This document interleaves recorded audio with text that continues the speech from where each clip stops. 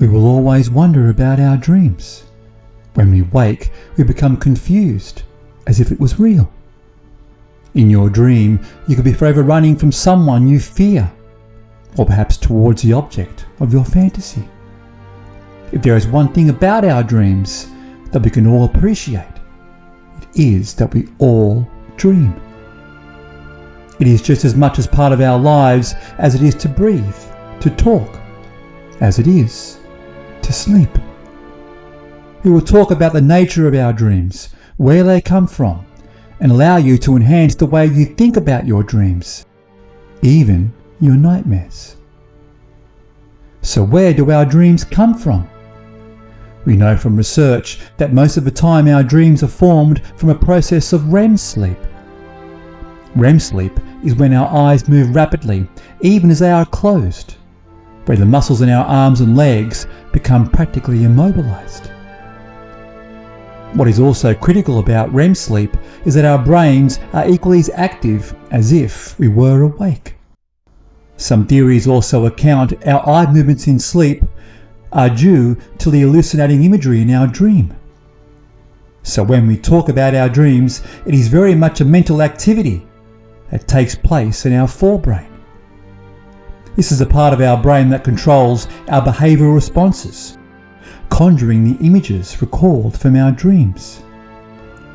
There is also evidence that during our dreams that our brains produce a heavy amount of dopamine, a chemical our minds produce to create motivation, reward, and pleasure.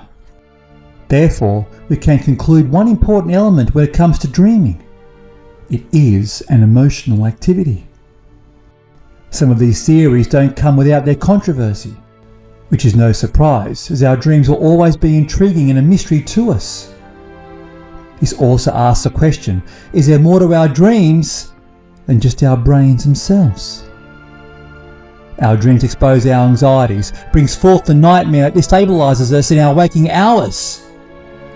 It was the philosopher Schopenhauer who first said that our life and dreams are part of the same book. But what does this tell us? That our dreams are equally a part of our consciousness as when we were awake, as it contains our memories of the past and what we lament into the future. It was then left for neurologist Sigmund Freud, who pioneered the significance of how we interpret our dreams. For Freud, our dreams are a wash of our unfulfilled wishes, as even when we adorn our worst nightmare, we still carry an underlying desire to be something or somewhere else than where we are now. For Freud, even in sleep, we try to suppress our desires, which inevitably distorts and creates a vivid representation.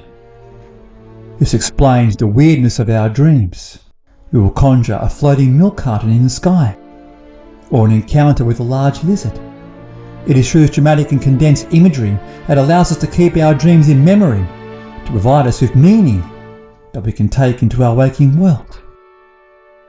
Science has paved the way to show us where our dreams reside in our brains. It still cannot take away an aspect of our dreams that defines us as being human. And that is how we relate to our dreams themselves. By combining the complex physiology and philosophy of our dreams as one, it demonstrates the prowess of our unconscious mind.